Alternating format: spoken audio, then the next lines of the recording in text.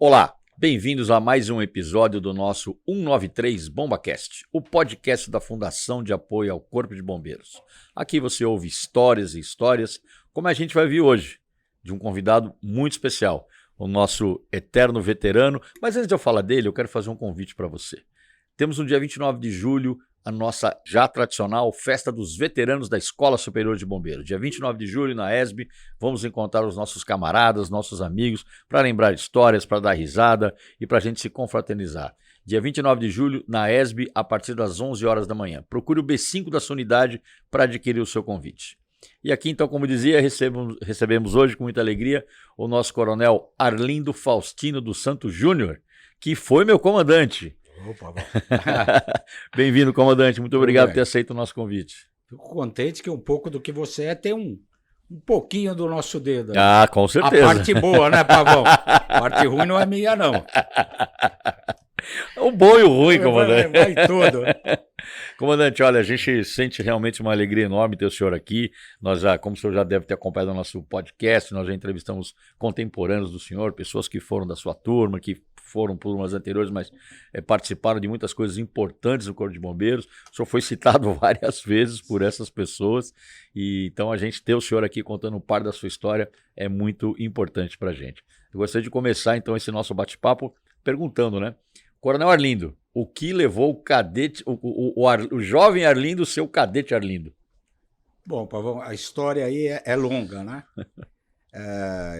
Quando eu estava lá decidindo o que eu ia fazer na vida, na verdade, a gente não tinha muitas opções, né? Era um tempo muito difícil, a minha família estava numa situação muito difícil, e eu tinha dois amigos do antigo Colégio Caetano de Campos, o Coronel Leopoldo e o Coronel César, que nós éramos muito amigos e jogávamos bola junto, tudo isso, e o pai deles era muito ligado, apesar de não ser oficial da polícia, nada, mas ele era muito ligado na força pública, né?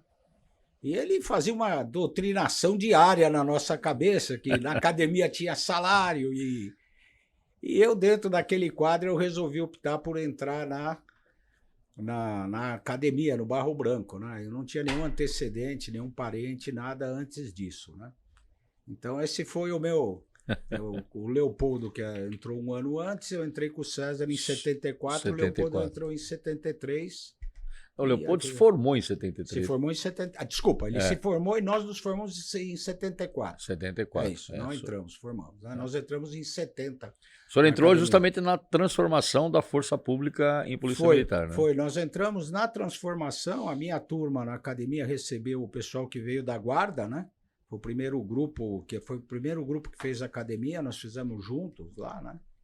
Com esse pessoal que foi selecionado para ir para a academia, né? Uhum. E aí fiz a academia, né? Me formei em 74. Foi um curso. E o senhor veio para o bombeiro? Qual é o momento que o senhor veio para o bombeiro? A história também, eu até falei um pouquinho antes com você, os acasos da vida, eles são maravilhosos, né? A gente acha que controla tudo, mas na verdade muita coisa é fortuito, e talvez o único mérito, eu sempre digo, e eu usei isso muito com meus filhos. Falei, olha, o cavalo passa encilhado várias vezes na sua frente. O problema é você não saber andar a cavalo, e o problema é você não querer montar. É verdade. Né? Então, ele foi passando. E essa é uma história, eu vou citar aqui uma pessoa, eu fiz a minha academia, era o Pelotão C, e o nosso comandante de pelotão foi um comandante único a academia inteiro, que não é usual. E foi o Coronel Guaraciaba de Aguiar, o famoso Guará. Né? Agora, aí tem um detalhe. Cheguei no bombeiro, ele era comandante do SEIB. Do SEIB. Mas o Guará tinha um detalhe. Você sabe de onde ele veio? Ele no bombeiro, ele serviu na 4ª Companhia de Salvação. E ele era mergulhador. Até porque a turma dele é aquela turma de 68 que fez o CBO junto com o curso de mergulho, que é uma coisa também não usual. Né? Por algum motivo, o Carnecino, o capitão Carnecino, na época que dominava um pouco essa área, ele resolveu linkar o CBO com o curso de mergulho, e quase todos eles, quando acabou ali o CBO, acabaram se formando no curso de mergulho.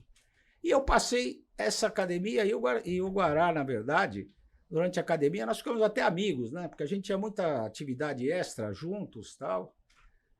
tomamos as nossas cervejas juntos, né? Cadete e tenente. Mas aí ele contava muita história aqui do bombeiro e especialmente dos mergulhos e do salvamento. Quando eu me formei em 74, nós vamos para aquela sala lá, aquele auditório, para escolher para onde vir. Até hoje, hein, comandante? Até hoje. Tradição não muda. Viu?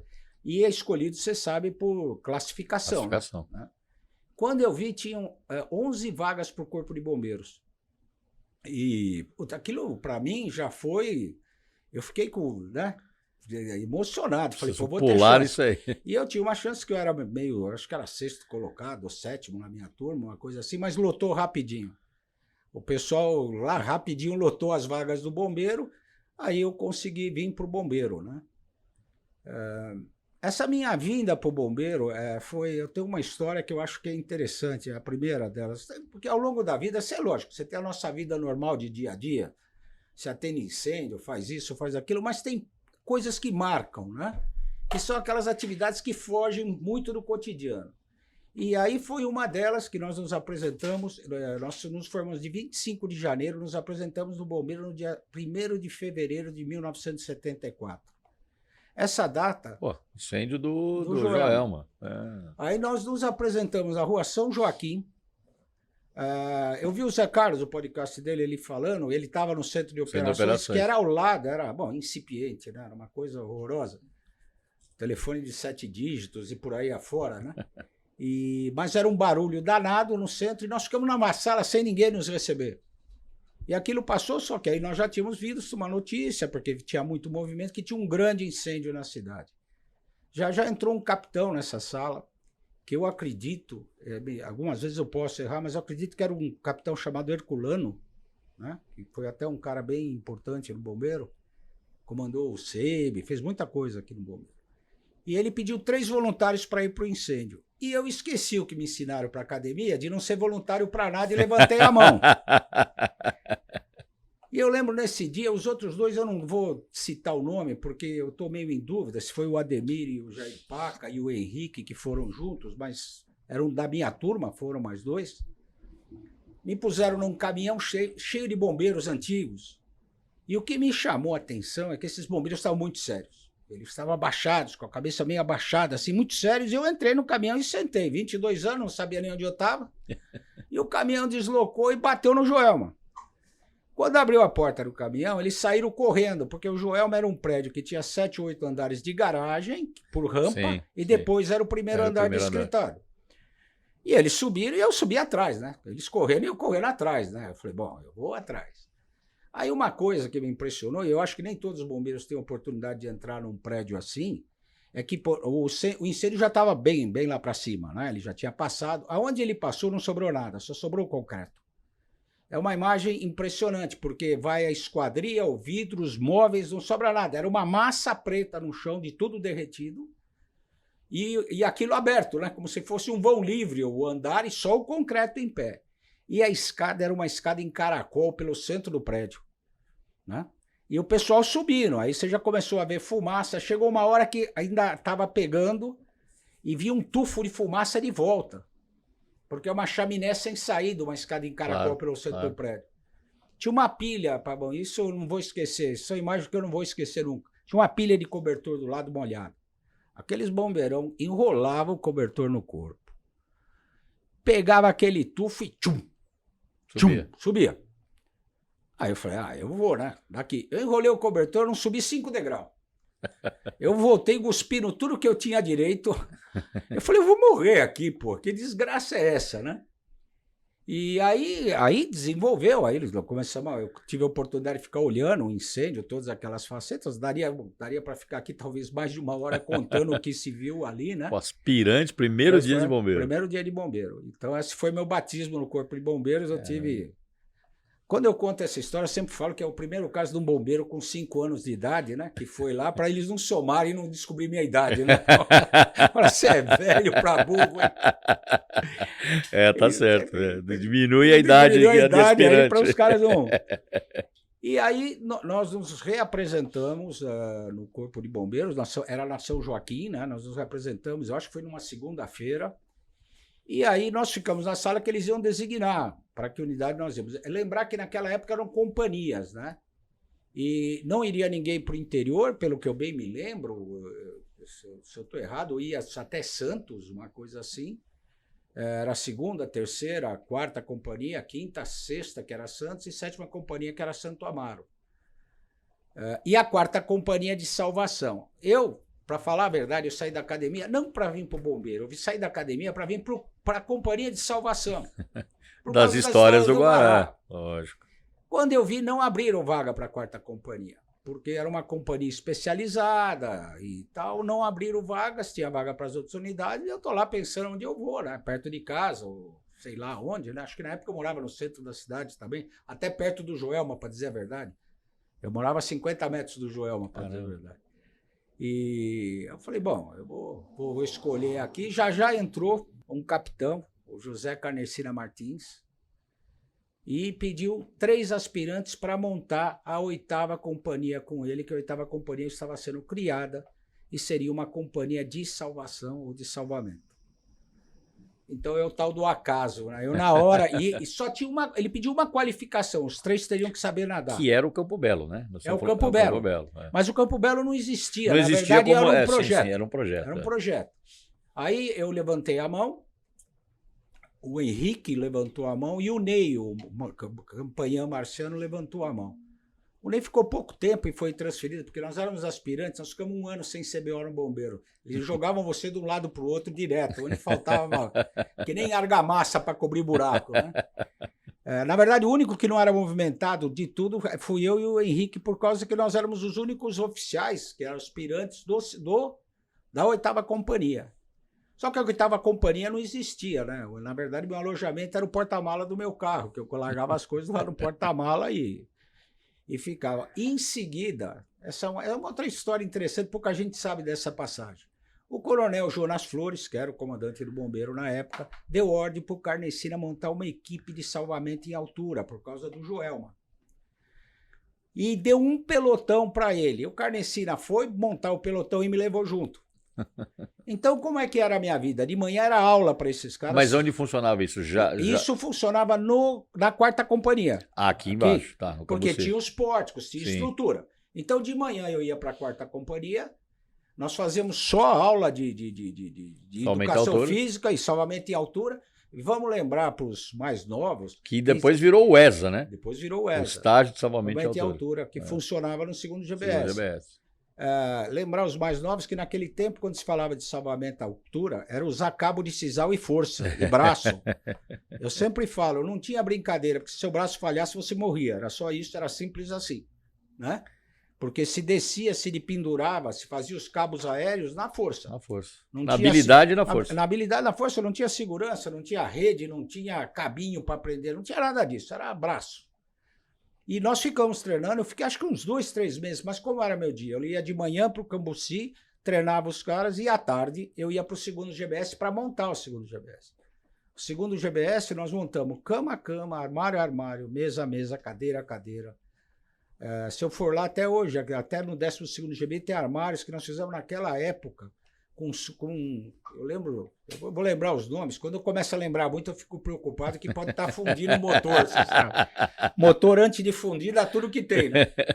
Nós tínhamos um subtenente chamado Orlando, que ele veio da guarda e ele era marceneiro, e que marceneiro? Outro dia eu voltei lá, quando eu fui, quando eu comandava... Você está se referindo ao Campo Belo? Ao Campo Belo. Ao Campo Belo, E ele fez os armários, muitos armários que tem até hoje, cabeceira de cama, e assim nós montamos o 2º GBS. Aí eu fiquei como B4 na 8ª companhia, logo depois ela em 7.4 mesmo, ou 7.5 se transformou em GBS, no 2º GBS, então o bombeiro naquele tempo tinha essa divisão, eram os GIs e os 2 GBS, né? Que funcionava aqui na capital. O 2º GBS pegava a Zona Oeste e Zona Sul, e o primeiro GBS... Que antes da criação do 2º GBS, o meu GBS, 4ª companhia, depois... Atendia tudo. Atendia tudo, né? Ele tinha viaturas destacadas, né? Santa Amaro tinha uma, segunda, mas era meio esdrúxulo, porque eles eram ligados à sede aqui no Cambuci, né? Não ao posto, à unidade do GI. Administrativamente, eles não eram ligados às unidades, né? E se criou...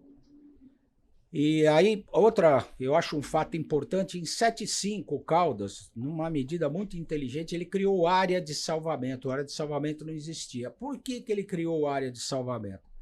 As ocorrências de salvamento, elas corriam na mão dos sargentos. Não que isso fosse ruim, porque os sargentos eram ótimos. Extremamente qualificados. Mas você deixava de ter aquele elo. O oficial, por exemplo, não ia num corte de árvore, ele não ia numa pesquisa de afogado. O oficial só interagia quando tinha vítima. Vítima, assim, ferragem, qualquer coisa. E mesmo assim, pelas distâncias, ele acabava sempre chegando depois. Aí se criou a área de salvamento, que foi montada numa C-14. Era uma área para cada GBS ou era uma área Montou-se primeiro uma área só no primeiro GBS. Nós concorríamos aqui. De lá e aqui concorríamos todos aqui no primeiro. Né? Depois, já em 75 mesmo, se criou área no segundo GBS. Aí tinham 2 áreas passou a ter 2 áreas de salvamento. Né?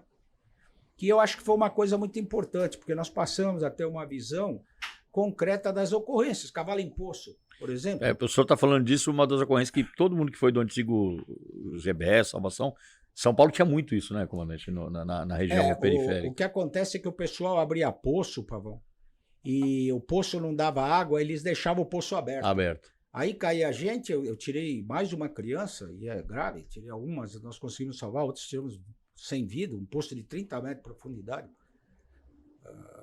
Até um poço que eu atendi, o cara abria, ele bateu numa pedra. Isso é uma história interessante. E ele usava dinamite. Eu falei, ninguém pode comprar explosivo, mas eles compram, né? Só que ele fazia o seguinte, ele punha a dinamite lá embaixo, ele punha a espoleta dentro da banana de dinamite e ele ligava na luz da casa. Só que ele tomava o cuidado de como que ele fazia? Ele desligava a chave. Aí ele ligava na tomada e ia lá e ligava. Ele tá lá embaixo, alguém ligou a luz dentro da casa e explodiu em cima dele. Quando nós tiramos ele, ele não tinha uma parte do rosto, não tinha uma parte da perna, era um quadro deplorável. Isso acho que foi perto de Osasco, para lá, que nós corremos, saímos daqui, saímos lá do segundo GBS. E você sabe, né?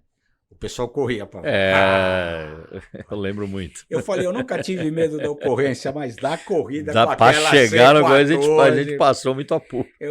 Eu vi algumas vezes a viola em caco, rapaz, com o pessoal. Eles eram muito bons motoristas, porque a gente selecionava a dedo, mas era... Bom, aí uma outra coisa que me marcou bastante foi 77, e eu tô ligado no mergulho, que eu adorava, e já faziam, exatamente, 68 foi o último curso de mergulho para oficiais. E uma coisa de curso de mergulho... O senhor não é o primeiro que fala isso. Teve um lapso, né? Porque foi 9 anos. 9 anos, né? Para oficiais. O Boanerges lembrou essa história também. Para oficiais, isso. E, na verdade, tinha mais um detalhe, né? Esse curso do primeiro GBS, que formava 20 praças, era o único curso no bombeiro inteiro. E tinha uma falta de mergulhadores, até um caso que foi famoso aí, em Osasco, que um garçom morreu afogado numa piscina, eles botaram o barco de alumínio na piscina e tiraram o cara com garateia, né? Não tinha mergulhador. Não tinha mergulhador. Até eu cedi um mergulhador meu, não lembro o nome, o sargento, lá de Guarapiranga, ele foi lá para Osasco na época, a única função dele lá era mergulhar, ele ficava no quartel com os equipamentos aguardando da ocorrência de afogamento. Por falar em equipamentos, hein, comandante? Como é que eram os equipamentos? Bom, no curso de mergulho, Pavão, nem o Cousteau mergulhou com aquilo, ninguém mergulhou com aquilo. Eu queria que alguém... Pô, é uma pena, tomara que tenha no museu em algum lugar o regulador que nós usávamos. Tem. Aquilo é um absurdo. Eu montei o regulador, eles me deram uma caixa cheia de peça e nós montávamos, era de plástico, aquilo desmontava dentro d'água. Dentro d'água. Era um não, sem contar que eu peguei o finalzinho dessa época, né? Nós somos de uma geração pra frente, né? Eu cheguei no bombeiro, eu era capitão, quase major. Já pegamos atrás. Eu não usei as válvulas antigas, não tinha backpack, né? Não tinha backpack e não tinha colete. E não tinha nada, não tinha nada. Eu ainda peguei o babador. A minha geração pegou o babador. Você lembra do babador? Era um laranja, aquele babador. Isso. Laranja foi nós que introduzimos. Sim. Vou te dizer, era feito por uma firma do Rio de Janeiro chamada Genevieve. Quem é que fazia? Que era a mesma firma que fazia barco inflável. Nós descobrimos que eles estavam tentando entrar no mercado e nós acabamos comprando aqueles coletes. Mas no meu curso não tinha colete, nós éramos proibidos de usar roupa, não tinha roupa. E começou em julho o curso. Uma época boa para fazer um curso de mergulho, né? Você sabe que é mergulhar na pedreira de Vila Albertina sem roupa? É um passo para dar bobagem, né? Mas esses são os tempos que eram, né? Era um tempo... Era o que tinha, né? Era o que tinha. O que tinha. O que o pessoal era muito inteligente, Pavão, e isso eu vi no meu curso, eles forçavam muito a parte física. E o curso Sim. durava 7 meses. Né? Era o curso de mergulho e escafandria. Ele começou em julho e acabou em fevereiro do outro ano. Eu não sei se o senhor estava lá, né? Mas nós fizemos a celebração há alguns anos do 50º do mergulho. Né? Porque a primeira turma de mergulho, né? Assim como turma, foi em 64. 64. Né? Ela começou em 64, essa extensão que o curso tinha, terminou em 65. É isso. É como o meu. Começou como foi o do seu. Em 77, terminou em 78. Esse curso era longo e é por causa da falta de equipamento mesmo. Porque ali, por o meu cinto de mergulho, nós fizemos. As máscaras, era diferente. Não mudou nada. No meu, em 92, a gente ainda fazia isso. Fazia no cadinho lá. Fazia. Então, e aí foi esse curso, um curso... A única coisa que nós éramos bem fortes, né? O pessoal... Sim, a seleção era muito... Era pesada, e como ficou muitos anos sem ter, a parte de praças, né? Os oficiais mais ou menos, né? Porque os oficiais acabaram... Em alguns oficiais que não tinham tanta habilidade, mas os praças eram umas feras, né? Eram muito bom. Mas nesse meio tem mais uma coisa interessante. Eu entrei no curso em 77, teve um verão. Como é que era feita a prevenção em Guarapiranga? Uma viatura do 2º GBS ia no fim de semana para Guarapiranga, punha um barquinho de alumínio com motor e ficava lá. Essa era a prevenção que era feita. Entrava ali pela Praia do Sol. Um feriado, deu uns 20 casos de afogamento. Não todos fatais, mas morreu um monte de gente. O Coronel Jonas chamou o Carnecina e falou, é para montar urgente um posto de salvamento aquático lá, alugando uma casa. E eu não sei porquê, já tinha outras pessoas no GBS, o Carnecina me chamou e falou, eu quero que você monte esse posto, você vai atrás da casa. Falei, mas ô Major, eu estou fazendo um curso de mergulho. Ele falou, não tem problema, eu desligo você e você vai... Eu falei, não, eu vou me virar. Depois que eu já passei aqui. Eu vou me virar, calma. Aí eu passei a procurar a casa de fim de semana. E eu lembro até que eu conheci, na época tinha uma imobiliária lá de um paranaense chamado JJ Miller. E ele selecionava umas casas, aí eu rodei Guarapiranga inteira, no fim nós acabamos. Onde é o posto hoje? Da Robert Kennedy. A Robert Kennedy tinha uma casa do outro lado, né? E nós acabamos alugando a casa porque o dono do Praia do Sol, que era um rapaz chamado Toninho, muito amigo nosso, ele autorizou a gente a entrar com os barcos por dentro do Praia do Sol, que ele tinha uma prainha para a gente usar. E nós deixávamos um barco dentro d'água lá, né? Nós deixávamos um barco dentro d'água pronto para sair. Em frente à Ilha da Formiga, né? Onde é hoje o posto. Quase em frente ao posto atual. Você indo em direção ao bairro, lá um pouquinho para frente, pouca coisa. Era uma casa de esquina, né? E aí foi outro marco que eu tive, que eu montei ali também. E era um tempo difícil, né? Fui pegar fogão no Bate-Caneco, na Fundição Brasil. Fui pegar a mesa lá em Campinas, de um cara que fazia móvel de fórmica. Parece a gente montando o estúdio do estúdio aqui. É isso. Nada muda, Nada viu? Muda. Aí nós montamos, o posto passou a funcionar, eu terminei o curso de mergulho, voltei para o 2º GBS, e aí o Major Carnecina, ele foi legal comigo. Ele perguntou, você quer ficar aqui na sede?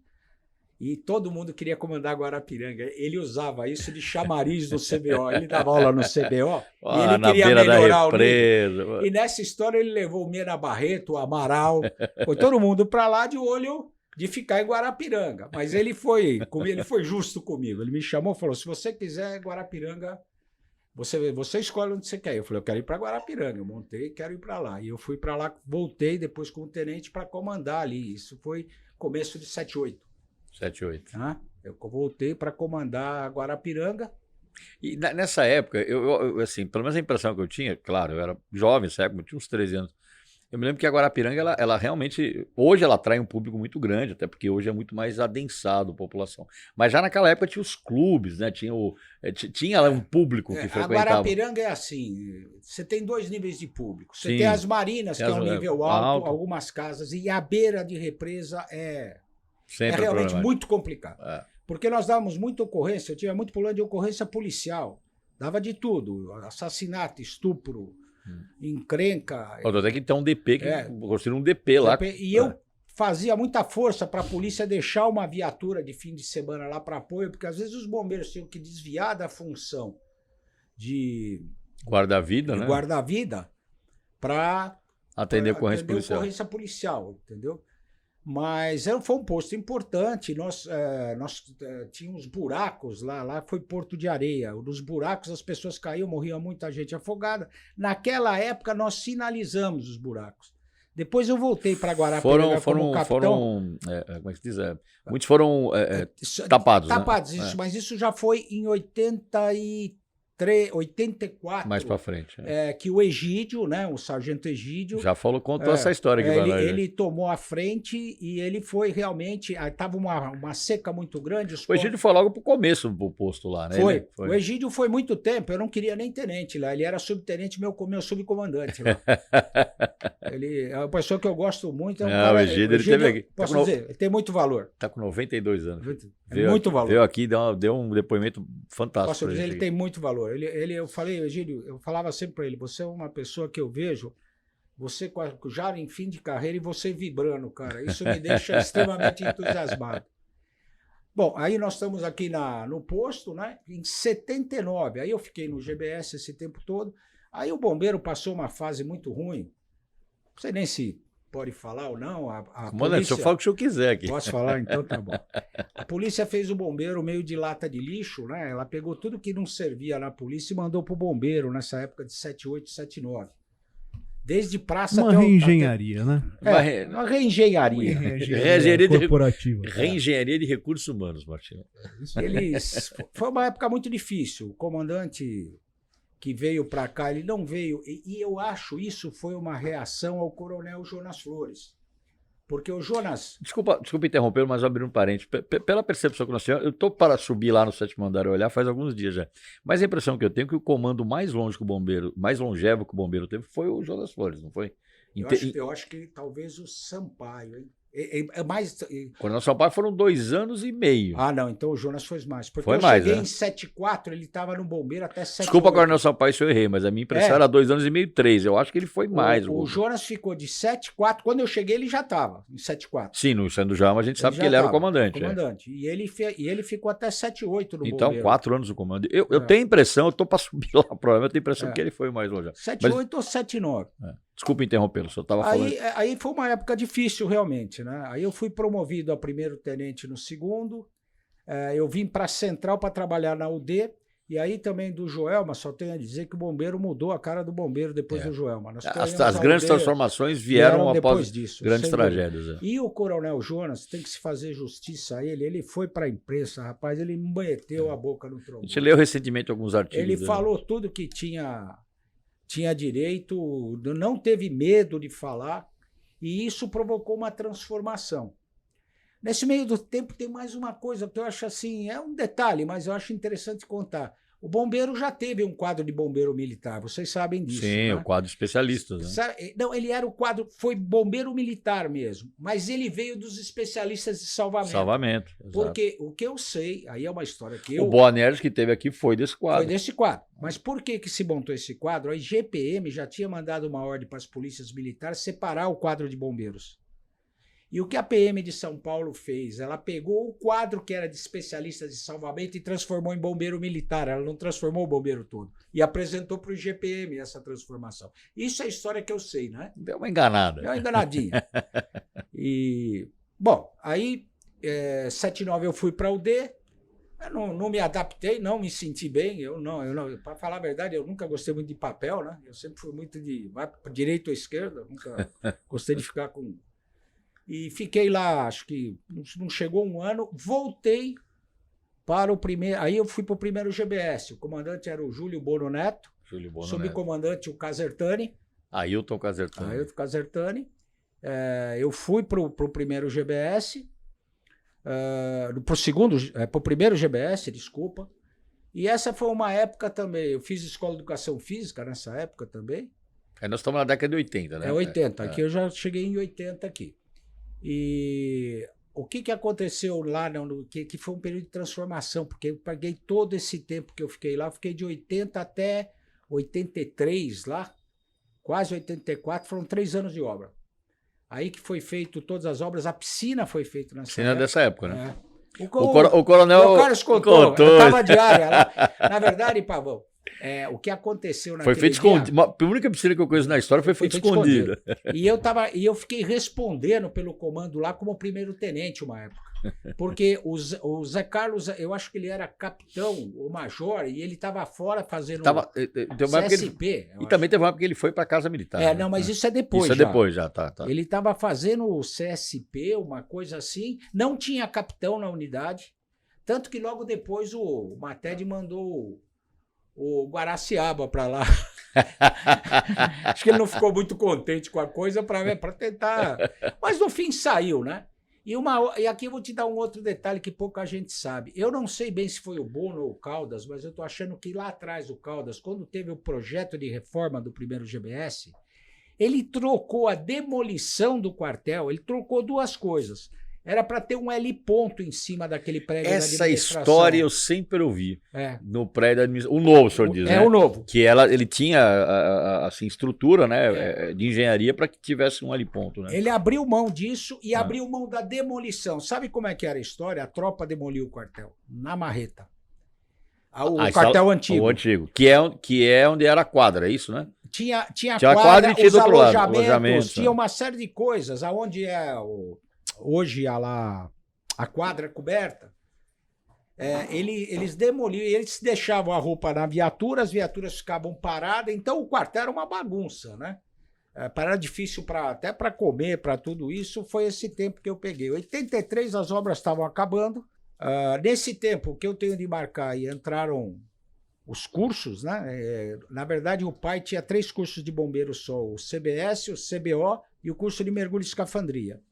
E nós ganhamos mais 2 cursos, salvamento aquático e salvamento terrestre. Sim.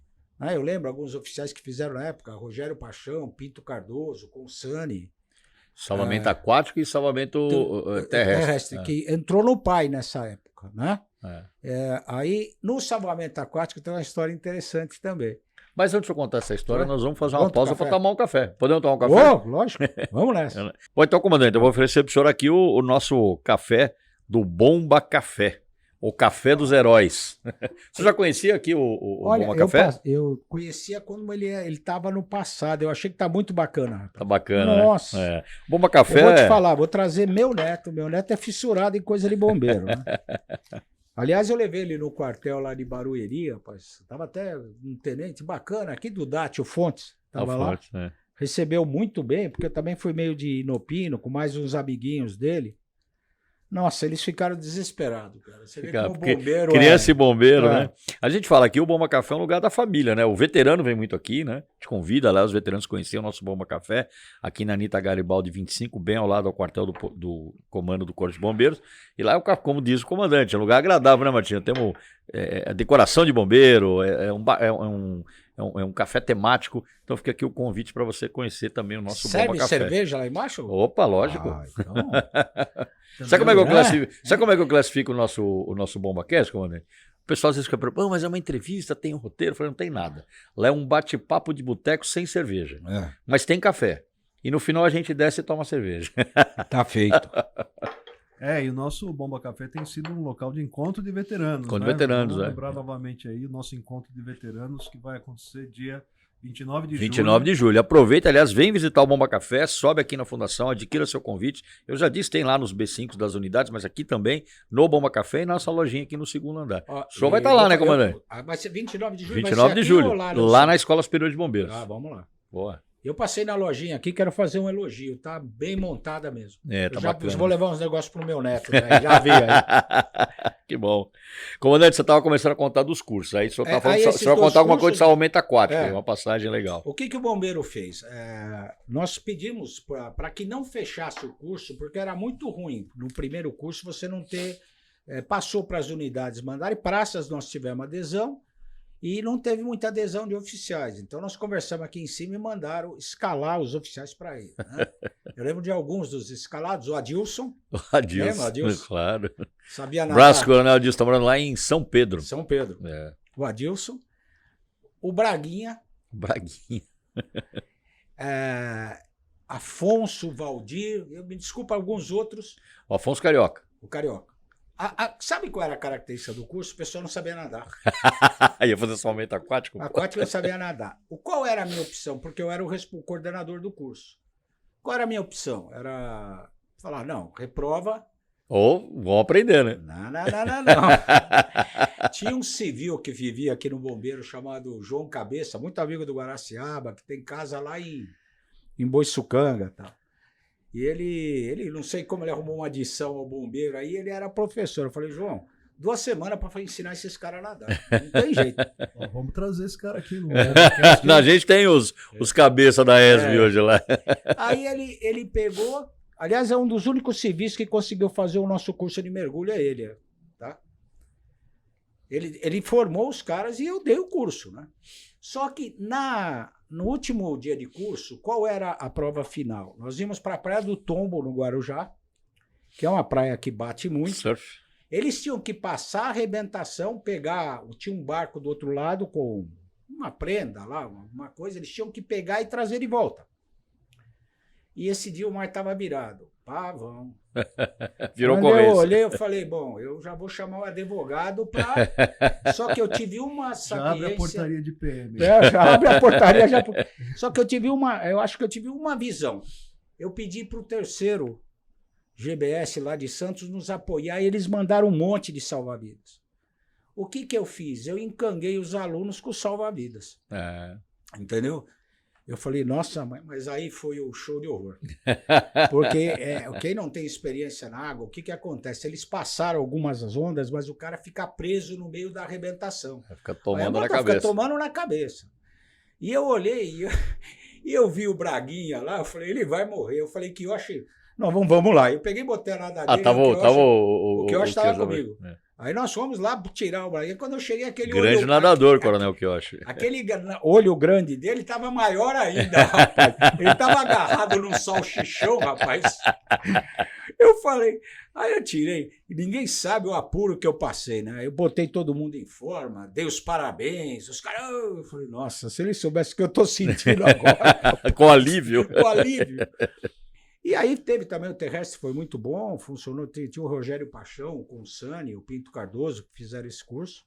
Um curso foi bom, fizemos uma sobrevivência excelente que o Guaraciaba conduziu lá no Rio Una. O Rio, o senhor sabe, nossa, é até hoje lá, hein? Lá em cima. Até hoje, ali na região do Rio Una, onde faz porque você sobe de barco e deixa eles sem nada lá. Né? Eles ficaram 3 dias, foi interessante. Quando agora sabe, tinha o curso o Guerra na Selva. Guerra na Selva, o CIS, né? Tinha. Aí, bom, terminou essa fase. Em 83, eu fui convidado pelo Coronel José Carlos para voltar para o segundo GBS, porque ele contou a história aqui. Ele tinha trocado todos os oficiais lá.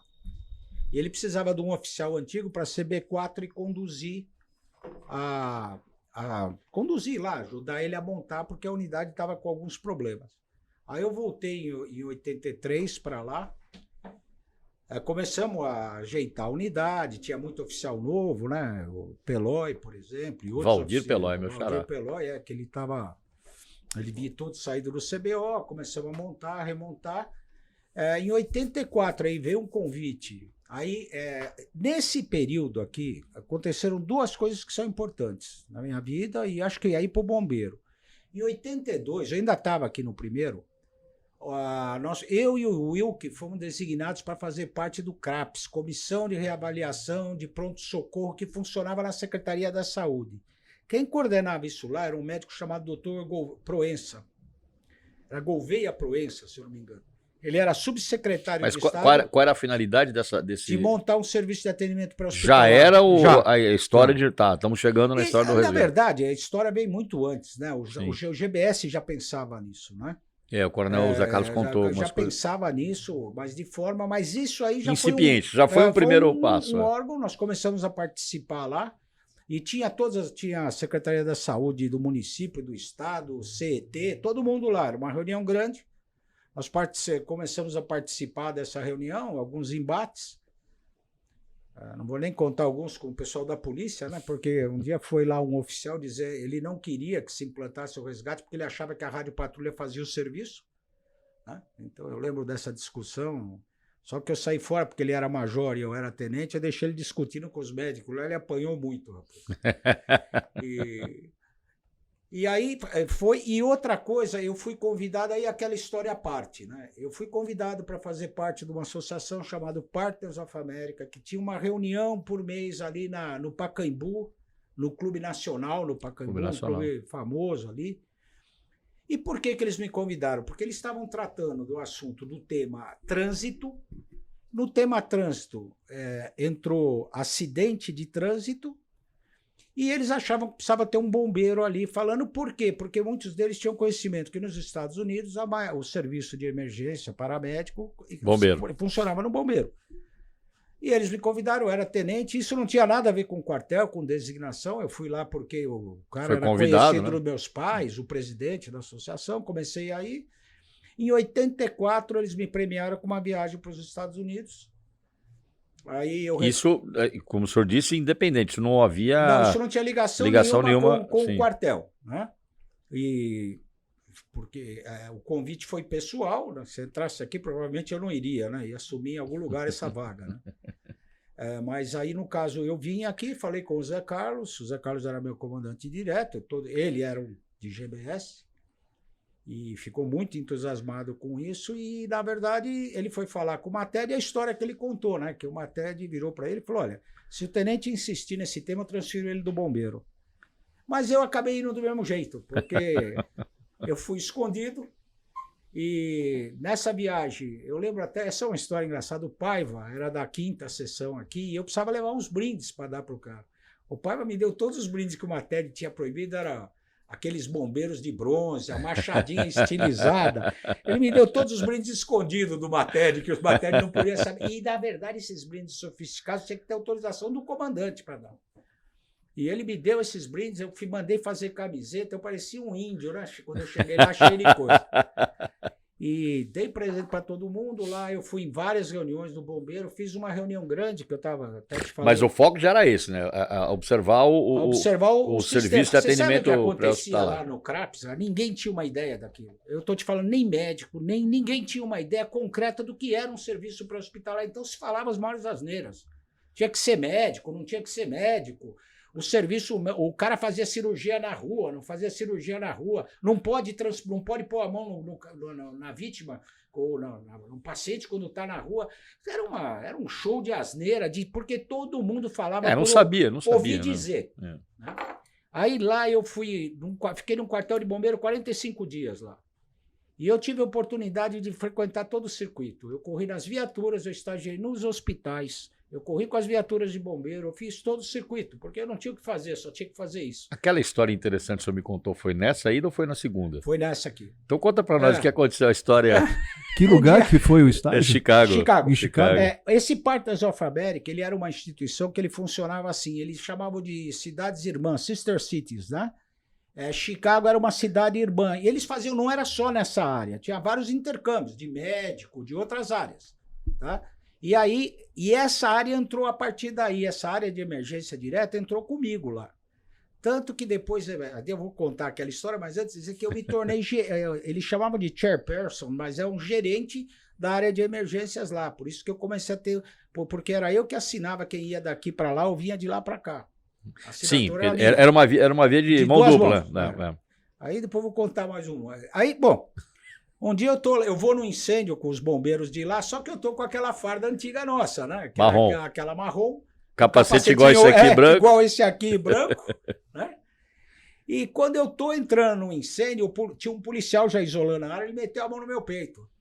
Falou que eu não ia entrar. E eu falei, não, peraí, eu tô com os bombeiros, eu sou bombeiro. Ele olhou para ele e falou, você não é bombeiro, você não é roupa. Aí ele falou, your ID, né? Ele falou, sua identidade. Eu saquei a identidade do Brasil, que para mim o exército tá escrito Polícia Militar lá, né? O cara olhou a identidade e falou, não, você não é bombeiro. E eu insisti, ele me prendeu, cara.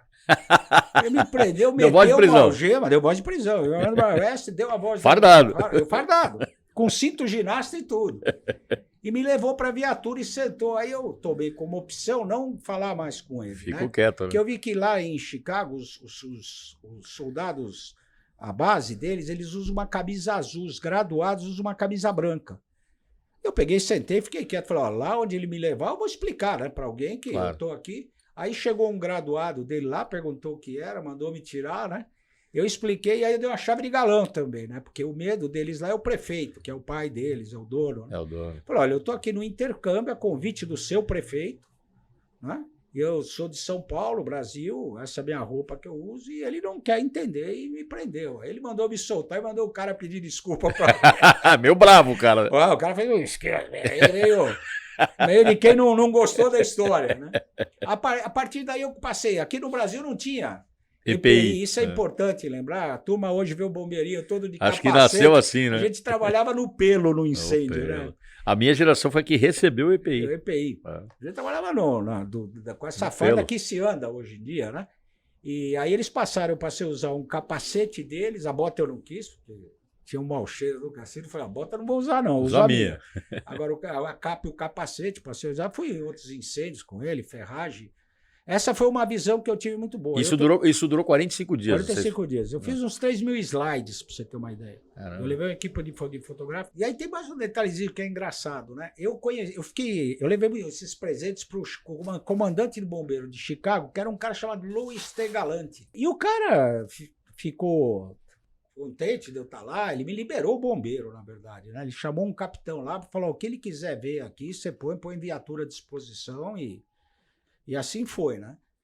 E aí, na volta, um dia eu recebo uma carta numa TED, escrito assim, do que se trata? O cara mandou uma carta de elogio meu direto para uma TED. E ele não sabia que seu jeito lá. Não sabia nada. Ele perguntou escrito em inglês. Quando eu vi a carta, eu falei, pô, é só o que me faltava, né? Mentira tem perna curta. Não. O elogio ia virar cadeia, né? O que eu fiz, eu nem respondi, eu nem informei, né? Enfiei na gaveta e... Mas nessa viagem eu propus um curso, um intercâmbio. Esse curso foram dali para frente, mais 2 anos sendo tratado o curso. Em 86 chegou a proposta para fazer o curso. Que é a segunda vez que o senhor foi, e aí já foi também o Wilke, o Coronel Carquede, o Lemes, o Vianinha e 3 médicos. Dr. Moisés Seide, que era presidente da Abramet, né, Associação Brasileira de Medicina de Tráfico, o Dr. Jorge Matar, que na época ele era do Hospital das Clínicas, e o Dr. Eide, que era da prefeitura. E todos eles eram os médicos. Braço do Dr. Eide. Ele deve assistir a gente também. Vamos conversar aí. Faz tempo que eu não vejo ele.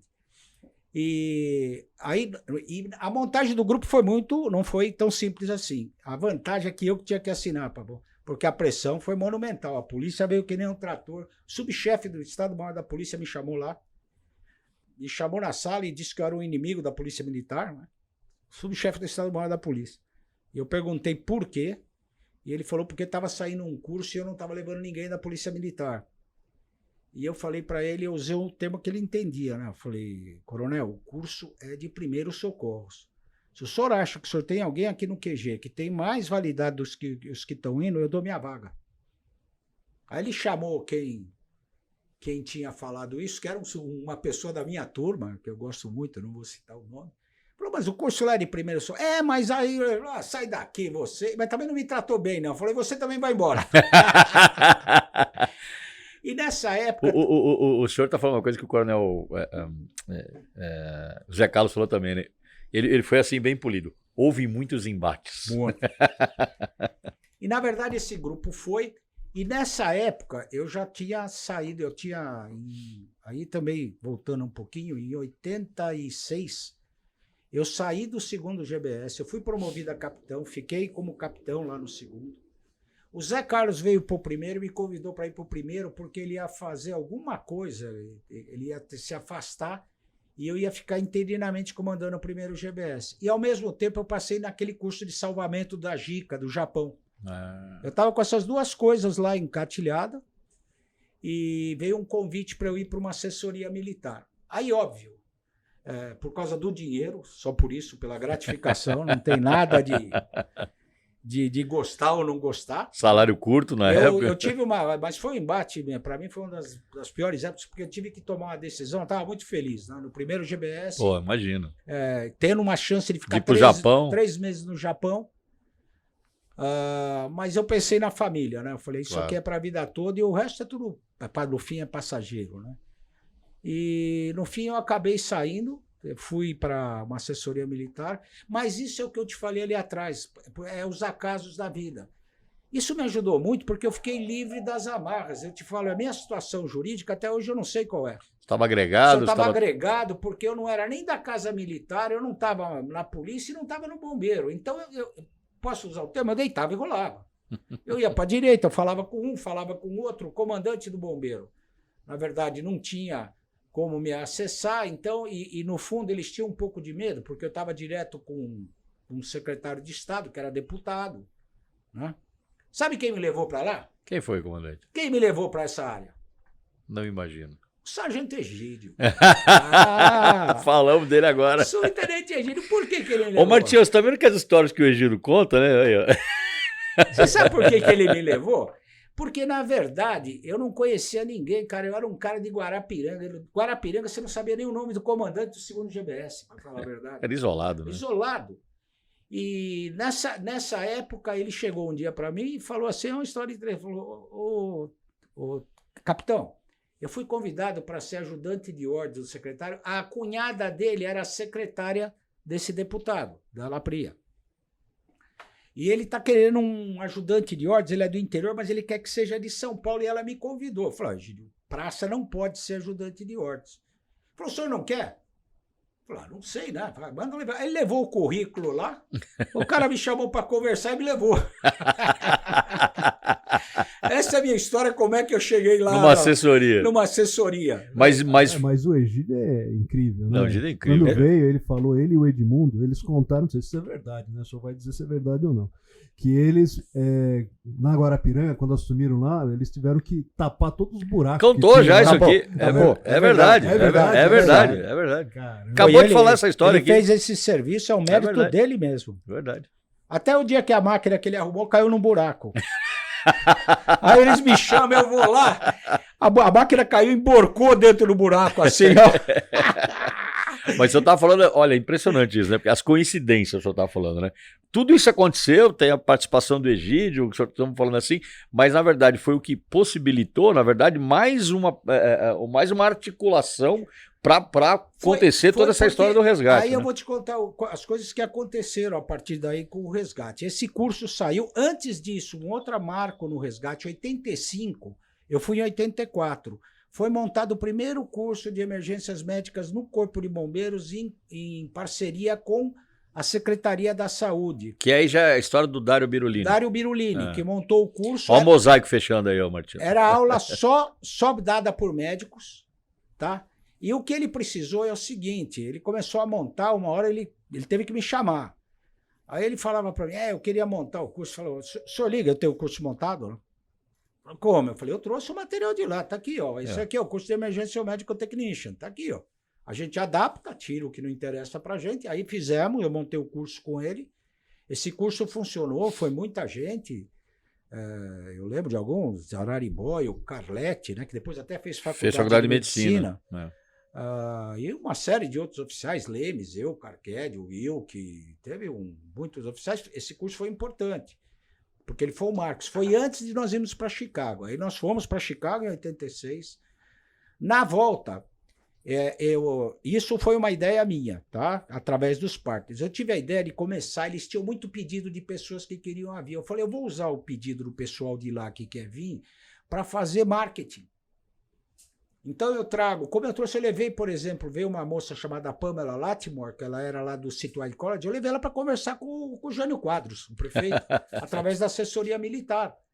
E o senhor tinha essa articulação, né? Ele chamou a assessoria de imprensa e a gente falava, não, olha, ela lida com construção, até inventava alguma coisa de construção, de serviço médico, que nós estamos querendo implantar, levávamos na casa militar, levávamos aqui, levávamos para cá, só não conseguia trazer no bombeiro, mas o resto a gente conseguia tudo.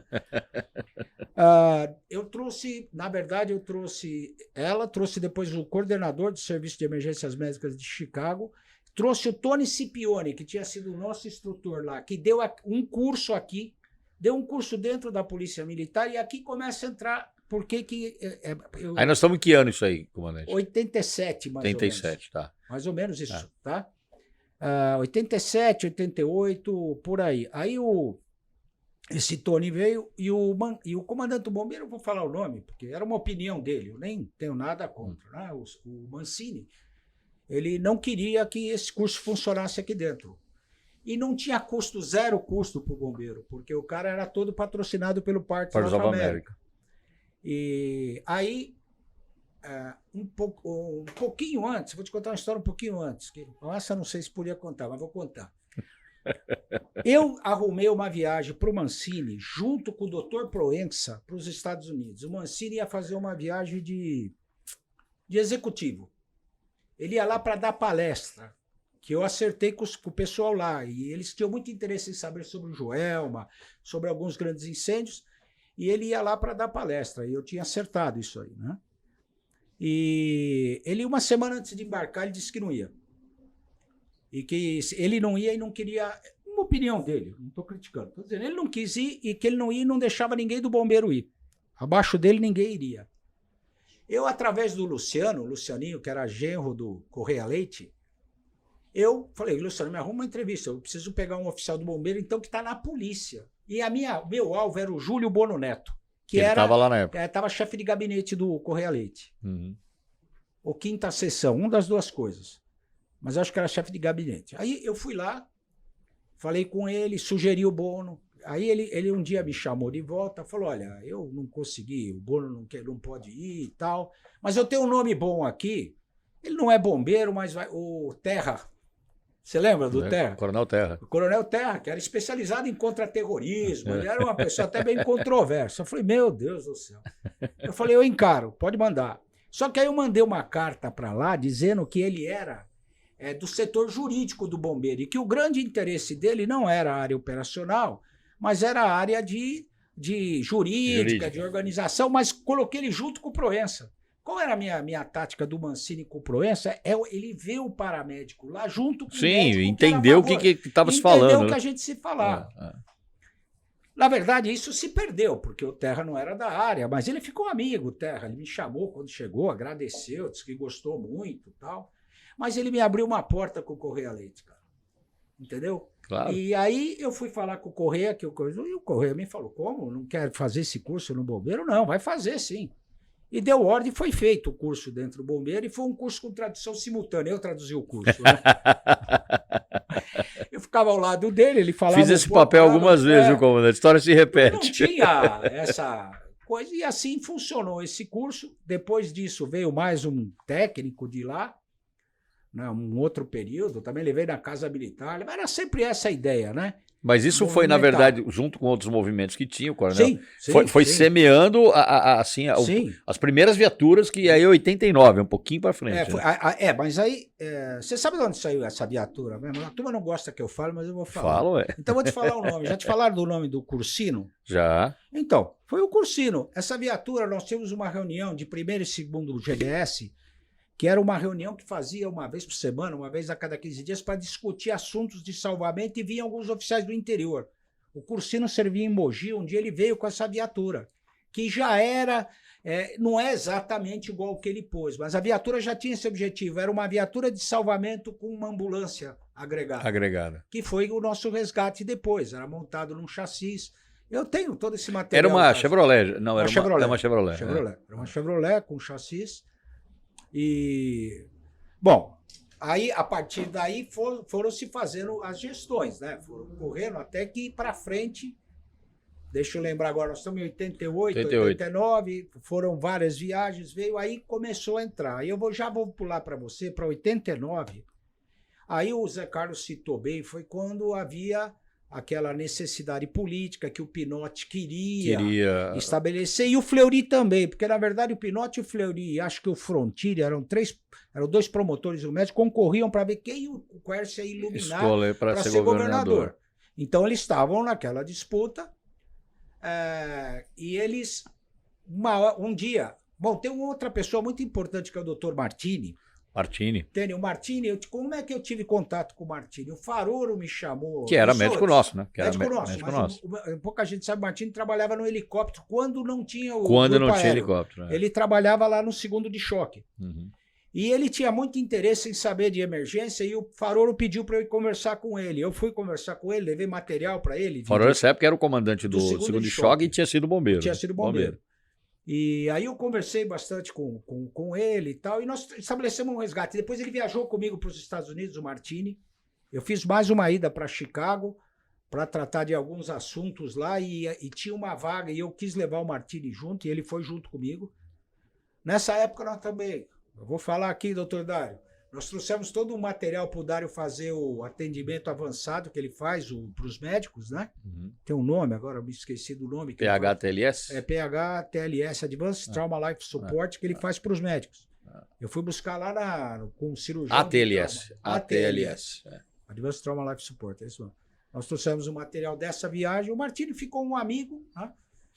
E o Martini me liga um dia e fala, puta, chegou a hora.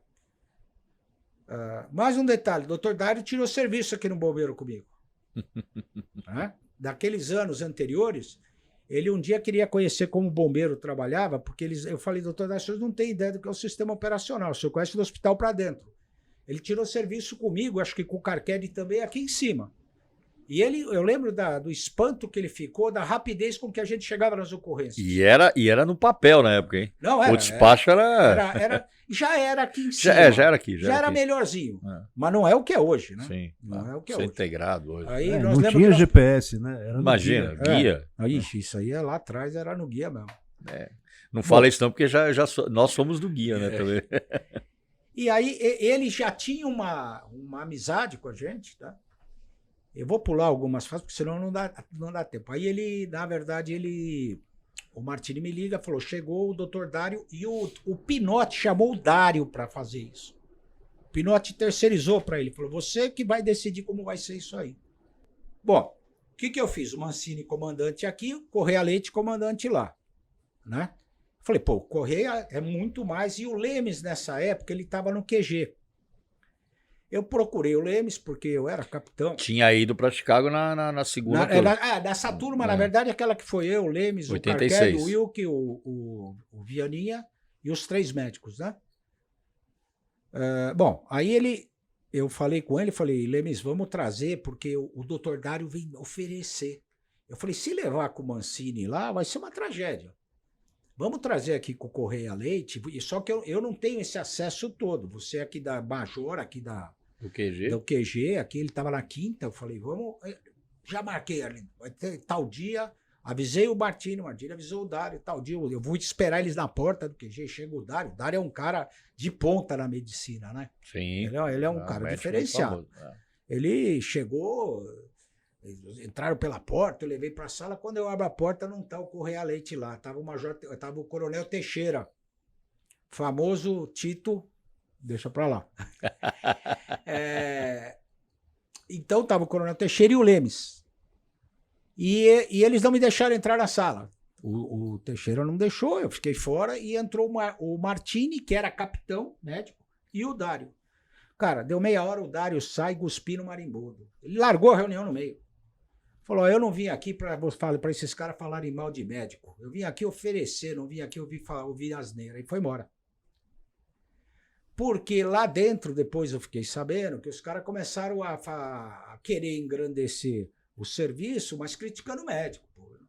Né? Sei lá, foi uma inabilidade. Aí é que o Zé Carlos contou que nós usamos de uma pessoa, até ele não gosta de mim, o Coronel Teixeira, ele disse que eu prejudiquei a monografia dele, mas ele foi importante nisso, ele fez um meio de campo pra gente, né? Ele falou com o Dário, e nós fomos eu, o Carquede, o Wilke, o Teixeira, tomar uísque na casa do Dário.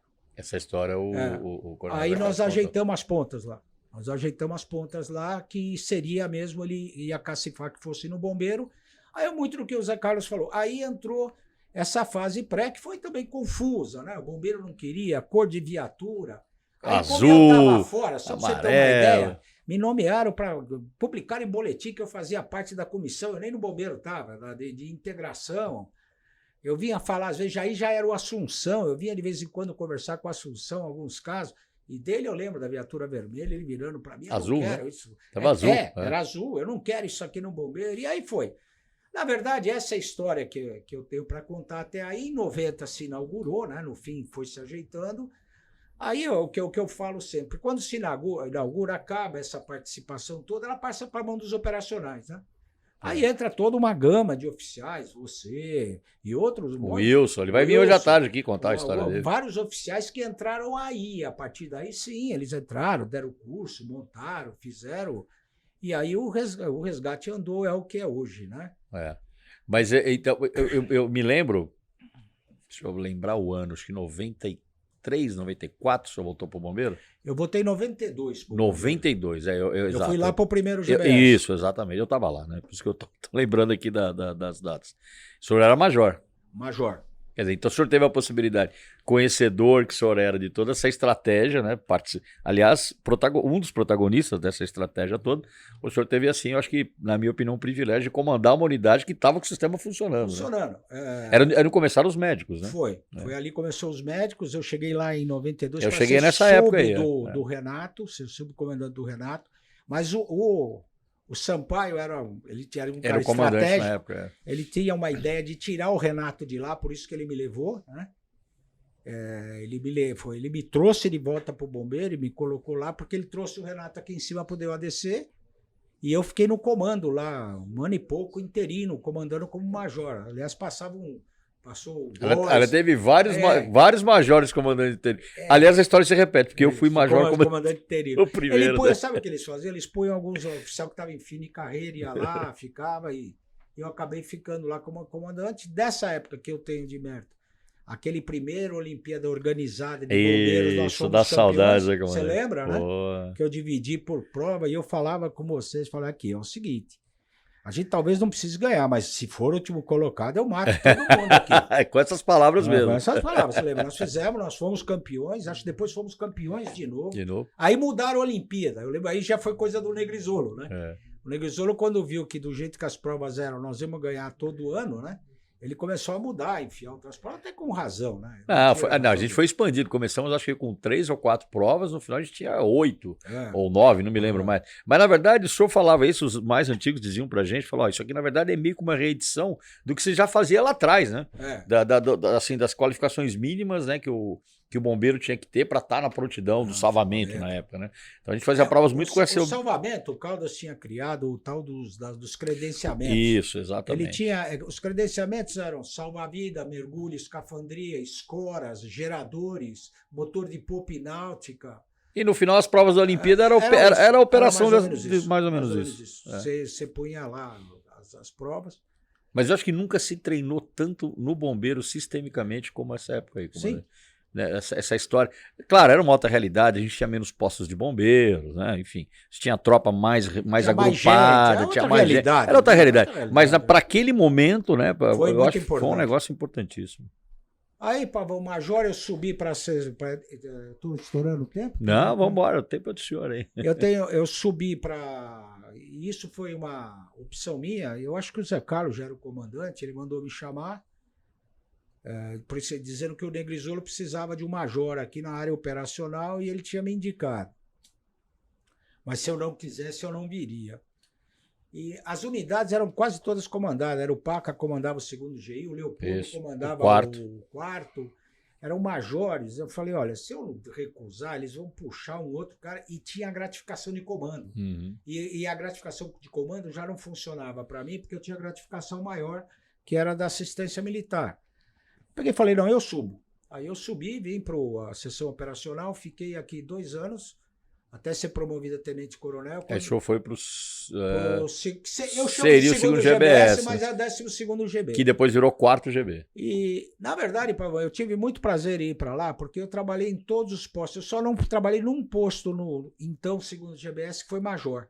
Eu fui aspirante, 2º tenente, 1º tenente, capitão, e finalmente tenente-coronel lá. Eu conheci uma parte da tropa ainda, né?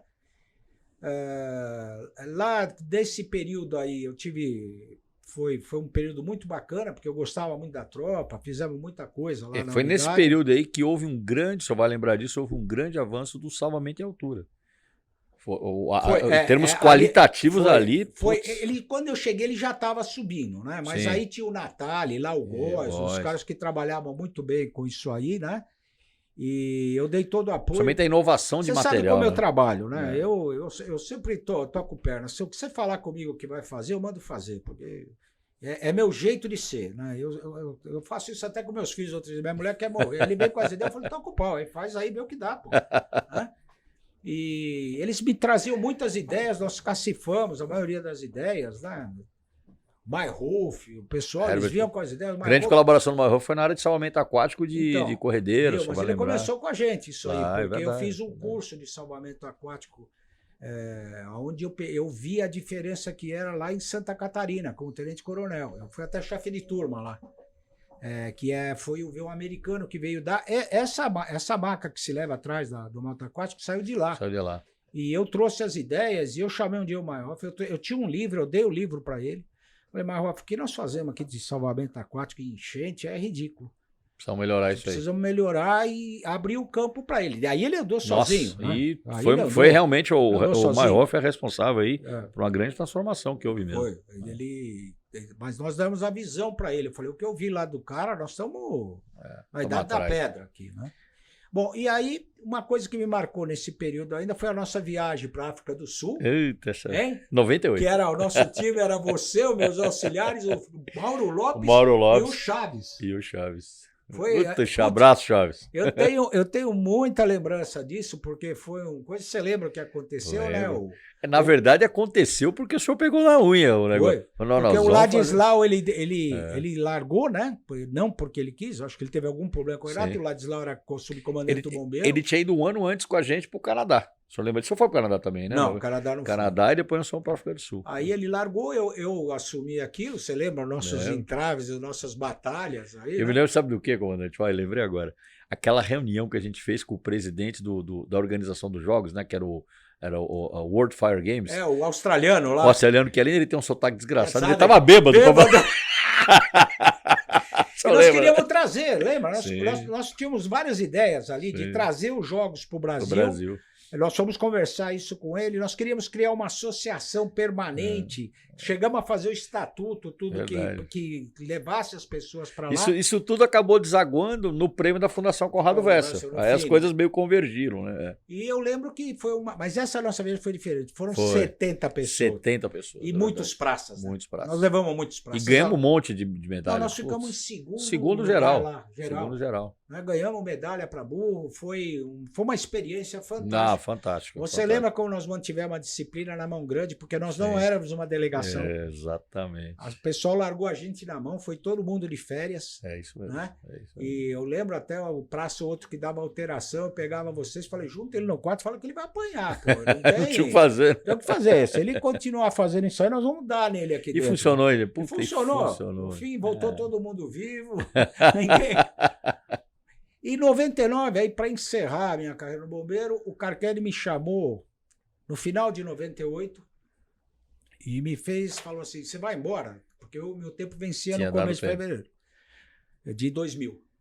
Falei, Carquelli, eu não sei ainda, eu estou em dúvida, mas eu tenho uma ideia de por que eu tinha ideia? Porque o bombeiro não tinha vaga para coronel. E eu já tinha recebido uma oferta de ir para a polícia. Eu iria como tenente-coronel para o QG, para esquentar o meu currículo para eles poderem me promover. Coronel.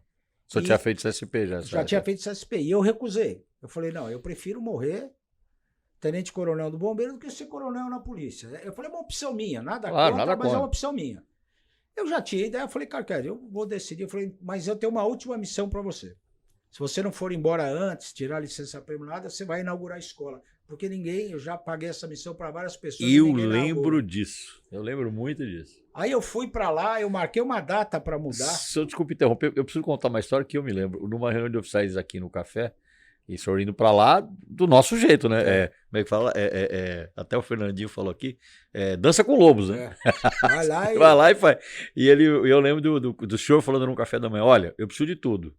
Né? Para quem não tem nada, até um balde de estrume é bom. Eu lembro do senhor falar. Concitando as unidades a doarem, porque precisava. Eles precisavam de mão de obra, precisavam de... Mas mão de obra, principalmente. Eles mandaram. A mão de obra. E... O senhor faz parte daquela história da ocupação literalmente da escola, né? E nós começamos o Harrison. Eu tinha 2 oficiais ali que tocavam a obra. O Harrison era o parte operacional e o Aurelinho era o financeiro. E, na verdade... Precisamos trazer o Aurélio, hein? acho que eu posso falar aqui, acho que já 20 anos já passou. já passou. Mais a Tá mais, prescrito já. quase Já prescrito. 30 já. Tá. Nós acabamos mandando para lá direto o dinheiro da técnica e do resgate, porque Dinheiro do aeroporto. não tinha. Nós começamos a pegar o dinheiro direto para lá e começamos a gastar o dinheiro para poder inaugurar, e nós conseguimos acabar, em um ano, o prédio da administração, onde eu enfiei toda a escola lá, que já era muito maior que aqui. Sim. Eram Um 2 prédio, mil né? metros Que hoje é quadrados, só era um prédio. administração. Nós colocamos, enfiamos tudo lá. E aí é uma emoção que eu tenho o dia que a primeira tropa de recrutas foi, todo bombeiro lá, e isso me emociona até hoje. Que eu fui marchando, entrei marchando com eles na escola. Saíram lá de Pirituba. De Pirituba. Eu peguei eles no meio do caminho, porque eu já sou meio velho, né? Eles vieram andando, eu peguei eles ali, nós entramos marchando, o bombeiro aplaudindo. Essa é uma imagem muito forte que eu tenho. Eu cumpri minha missão, que o Carquede me deu, eu falei para ele. E eu lembro bem do Paulo aqui, né? E faltava um mês para mudar, e o Paulo, eu falei, Paulo, pede o material para levar o pessoal. E o pessoal não queria ir. Por quê? Porque tinha aquela gratificação de localidade. A Tio Ali na E época. aqui é central, tá tudo perto, né? Lá é longe para Foi caramba. uma resistência grande. Ninguém mais fala disso hoje. Você vê como são as coisas. Era uma Ninguém resistência fala muito disso. grande. E o Paulo, sabe o que é? É que o Paulo tinha uns biquinhos aí na cidade, né? Ele falou, sabe o que é? O elevador, o telefone, não tem sala, e o banheiro. Falei, Paulo, um mês. Num mês, no dia que eu marquei, eu parei os caminhões e o ônibus, levei todo mundo para lá. Não, mas e o telefone? Eu falei, é sem telefone. E o banheiro é sem banheiro.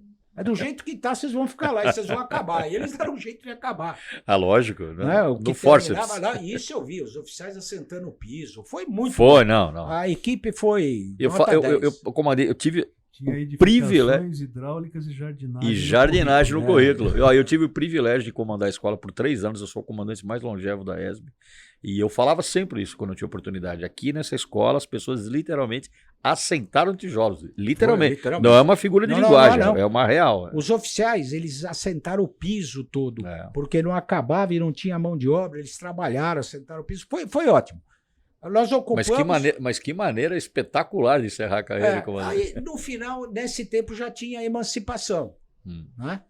E aí eu lembro também do Carquede, ele fazendo uma reunião com todos os coronéis, e tinha alguns majores no meio também, e perguntando o que achavam.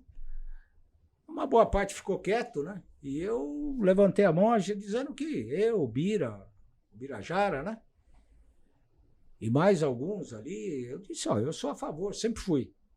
Não por nada contra a polícia, porque nós somos todos da polícia, adoro, tenho amigos lá, não é esse o ponto. O ponto é operacional. O ponto é o que a sociedade ganha com bombeiro independente, né? Emancipado, não separado, mas emancipado. E aí começou-se as atividades, eu fiz várias intervenções a favor, né? E na verdade aí tem um detalhe que eu gosto de falar, Pavão. Ninguém sabia que o projeto ia entrar, na verdade, antes. Eu acho que nem o Carquede sabia, acho. Aquilo foi alguém da reserva, junto com um tenente lá de Rio Preto, que era irmão do presidente da Assembleia. Rapaz, eu não gravo o nome dele, tanta raiva que eu tenho dele, porque ele largou a gente na mão, cara. Ele era presidente da Assembleia e do partido do Covas. Uma vez nós fizemos uma reunião séria com ele, falei, o senhor tem certeza? Ele falou, pode deixar, o governador mandou tocar o pau nisso aí, que ele é favorável à tese. Quando o negócio ferveu, ele simplesmente não recebia mais a gente, né? Bom, típico de político, né? E largou na mão a gente e os outros aí, né? Todo mundo sofreu essa consequência. Eu sofri essa consequência. Todo mundo que estava ao nosso redor aí acabou sendo perseguido. Você, o Noda, o Consani, o pessoal que participava com a gente ali, né? Tanto que quando veio com o Aurélio, a primeira coisa que eu vim falar para o Aurélio, eu falei, Aurélio, não deixa os caras da ativa você botar a cabeça, não deixa. Porque se não der certo e não deu, eu falei, você vai ter uma mesma coisa que fizeram aí, vamos fazer uma degola direto aí. Bom, aí essa veio, essa coisa, um pouco, depois que isso andou bastante, a pessoa da minha turma me chamou, ele me contou o que ia acontecer. Ele trabalhava no QG, ele falou, olha, falei, cara, o que você quer que eu faça? Que eu diga que não é comigo? Que eu sou agora, eu virei contra? Eu falei, eu vou aceitar a degola. O que eles fizeram? no dia 1º de ano, o bug do milênio. Bug do Você milênio. estava aqui em cima, Ixi. né? Com o Salomão, eu lembro até hoje do Salomão de DJ aqui. Salomão já é coronel aposentado. Coronel Né? aposentado. Ele de DJ aqui, nós, todo mundo aqui esperando o bug do milênio, e aí já se avisaram que tinha saído no Diário Oficial, as transferências todas, e eu fui transferido para a DEI. O plano era, eu ia ser sub do Suzano. Eu acho que o plano era me mandar embora. Porque eu ia acabar dando um murro no Suzano lá e ele ia embora. Os caras me conheciam como o meu pavio era curto. Quando eu percebia que tinha um maquiavelismo grande, né? Daquela turma do Rui César, Alegretti, principalmente o Alegretti, né? Que hoje ele é um dos assessores do Alexandre de Moraes. Para fazer toda essa movimentação, eu pedi passagem para a reserva e saí realmente no dia 12 de fevereiro de 2000. Eu entrei no dia 12 de fevereiro de 1970, saí no dia 12 de fevereiro de 2000. 30 anos. Eu não fui tão simples assim, tive ofertas para ficar, alguém me chamou, falou que para eu ficar, que era amigo ia conversar, não ia acontecer nada comigo, eu tinha chance de voltar a ser comandante. Mas eu tomei uma decisão e eu levei um mês conversando com a minha esposa lá na praia, Pavão. Lá na Baleia. Eu falei, olha, Rose, na minha idade, eu tenho 50 anos, eu começo a vida de novo. Eu tenho conhecimento, eu tenho amizade, e o que eu podia fazer, eu já fiz. Né? Eu fiz tudo o que eu podia, eu acho que eu fiz, posso dizer, Pavão, a minha opinião, eu fiz 110% do que eu devia ter feito. Sem dúvida. Eu fiz tudo o que eu podia e mais 10%. Com todos os erros que eu possa ter cometido e ter feito e todas as falhas que eu tenho. Mas de falta de vontade não foi, não. Eu tenho certeza disso. E eu conversei com ela e resolvi realmente passar para a reserva, montei a minha empresa, né? Tenho 2 empresas, a Fox FS, está aí no mercado até hoje, não sei porquê também, porque eu sou com os clientes do jeito que eu era como oficial. Né? Eu sei de algumas histórias. O cara me enche o saco, eu já resolvo, os caras, acho que isso é bom, talvez os caras tenham um pouco de... Você sabe o tempo que eu passei na promoção, só para voltar um pouco, os caras morriam de medo de mim, por causa de uma noite eu saí com o secretário e era uma saída social. E nós fomos num bar, aqui perto, um karaokê. E dentro do karaokê está o secretário, a mulher, eu, minha esposa, a irmã dele, mais um assessor. O cara mexeu com a minha mulher. Eu quebrei o bar, Pavão, com ele dentro. Bati os caras estavam em 6, Pavão. Eu fiz uma encrenca. Uma hora eu olho para trás assim, quem é que tá no chão com uma gravata com o cara? Era o secretário. História boa essa. Aquilo, eu voltei para casa, cara. Eu falei, que aconteceu? Falei, mulher, eu falei, ó, entreguei minha carreira. Falei, estraguei minha... Acho que não vai dar. Ainda assim, isso foi uma sexta-feira, na segunda eu me apresentei, eu fui pedir para sair. Né? O secretário, só dá licença. Eu falei, eu quero, o senhor me representa na polícia. Eu falei, mas por quê? Eu falei, fiz uma puta baixaria, né? Eu falei, que nada. Os caras também estavam mexendo com a minha mulher, eu tava louco para brigar com os caras. Chancelou. Falou, só que minha mulher ficou nervosa com você, ela disse que o senhor é um homem da ditadura. Dá uma amaciada lá. Some um pouquinho aí. Olha, comandante, eu acho que o senhor tem assunto para mais 2 podcasts, né? Eu cortei bastante. Mas com certeza. Mas assim, a gente tem aí, vamos ter que encerrar, infelizmente. Mas assim, eu quero agradecer ao senhor, primeiramente, ter aceitado o nosso convite e dizer uma coisa, que é uma opinião sincera, que o senhor me conhece. E eu falei isso um pouco para o Coronel Zé Carlos também. Foram por pessoas corajosas, foram por pessoas destemidas, foram por pessoas com uma certa dose de loucura, se o senhor me permite dizer assim, que o bombeiro cresceu muitas vezes. Né? Se hoje a gente tem um bombeiro que nos orgulha, né? E sempre nos orgulhou, foi porque realmente existiram pessoas da sua estatura, pessoas da sua coragem, que deram 100% de si e entregaram para a nova geração, para mim e para as que ficam aí agora, o que é o bombeiro. O senhor falou uma coisa que eu acho que é muito verdade, né? Quem olha o bombeiro hoje, acho que tudo nasceu desse jeito, né? Olha um resgate maravilhoso, olha os equipamentos, não foi. Foram pessoas que nos antecederam e que construíram isso aí. Então, por isso também eu quero agradecer muito ao senhor, à sua geração, que foram nossos professores, e eu deixo aqui o encerramento para que o senhor faça as suas considerações. Pavão, eu quero agradecer a você, né? por essa oportunidade. Não é sempre que a gente tem a chance de contar algumas histórias, né? Que a gente teve ao longo da vida. Aí é bom a gente falar, a gente se sente bem. De tudo isso, o que eu tenho para te dizer é o seguinte. E eu não vou ficar emocionado porque é coisa de mocinho. Já tá. Já tô. Mas, na verdade, o bombeiro entra pela pele da gente, né? E eu cheguei aqui em 74 num bombeiro que eles chamavam de bombeiro romântico, né? Que tinham, acho que, 70, 80 oficiais no bombeiro inteiro. Era muito pouca gente. Tinha um coronel, um tenente-coronel e 2, 3 majores. O resto era tudo capitães e tenentes. Me identifiquei muito porque, que eu te falei, eu já vinha lá da academia com esta ideia. Por os acasos, como eu contei aqui, me levaram a fazer exatamente o que eu queria. Eu queria trabalhar com água, queria fazer mergulho, eu consegui fazer. E eu, como eu digo, eu bebi dessa cachaça aqui. Hoje até às vezes eu evito, né? Até sábado agora teve a festa dos veteranos lá no primeiro. E o que me impressiona quando você está lá é como você tem história com cada uma das pessoas que estão ali. Sabe? Cada uma das pessoas que encosta ali, do pessoal, lógico, o povo mais antigo, o pessoal mais novo, a gente não teve essa oportunidade. Mas cada um que encosta ali, você tem uma história para contar, uma coisa que foi feita, você ajudou, ele te ajudou, você fez isso, estava lá todos, estava Zé Carlos, Egídio. E isso, eu digo sempre, se eu voltasse, eu faria tudo de novo. Todos os perrengues, todos os problemas, todas as alegrias e todas as tristezas, eu certamente faria tudo de novo. Eu só tenho a agradecer a corporação como um todo e agradecer os amigos todos que a gente fez ao longo desse tempo. E saindo daqui para longe, tem o almoço dos veteranos lá no Clube dos Oficiais. Eu acho que eu vou até lá. O senhor deve ir. Eu vou até lá almoçar com o pessoal, que faz um tempo que eu não vou.